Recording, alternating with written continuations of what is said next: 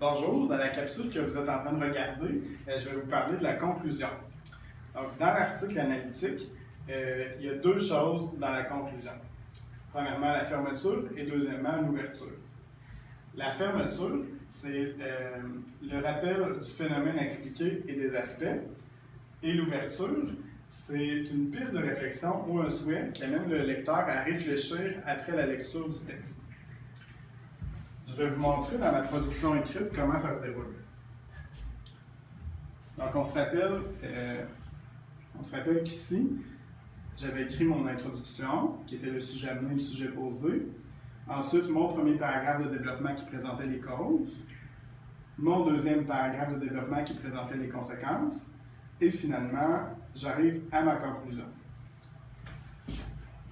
Donc ici, en conclusion, la consommation croissante des drogues chimiques chez les jeunes Québécois est due à son accessibilité et à son faible coût et peut entraîner plusieurs conséquences allant des troubles physiques et psychologiques à la mort. Cette partie-là, jusqu'ici, c'est la fermeture.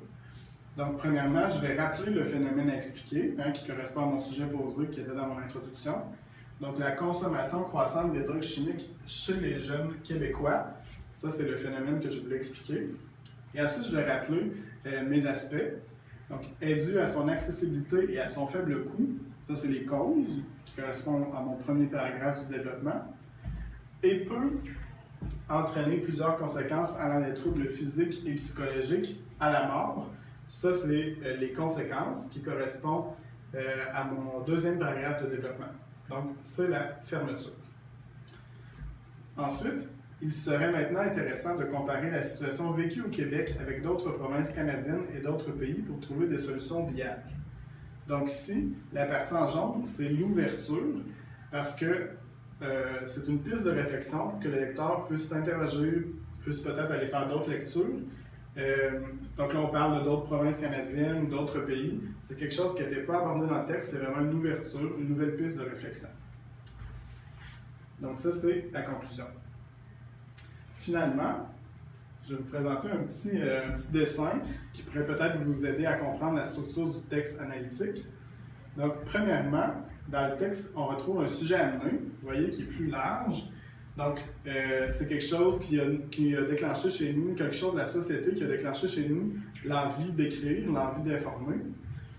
Donc, ça, c'est le sujet amené qui est plus large. Ensuite, un petit peu plus précis, c'est le sujet posé. Le sujet posé, c'est la question en pourquoi que j'ai mis dans mon introduction. Vient ensuite le développement, qui est la majeure partie du texte où on donne les informations. Il peut y avoir un, deux ou trois aspects. Ensuite, vous voyez, la fermeture, elle est en rouge parce que dans la fermeture, je vais reprendre le sujet posé que j'avais mis dans l'introduction. Je vais rappeler le phénomène expliqué. Puis je vais aussi rappeler les aspects dont j'ai traité dans le développement. Finalement, l'ouverture, qui est encore une fois plus large.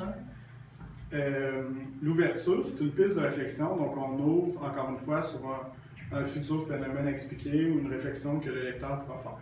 Donc ça, c'est un dessin pour moi qui résume la structure de l'article analytique.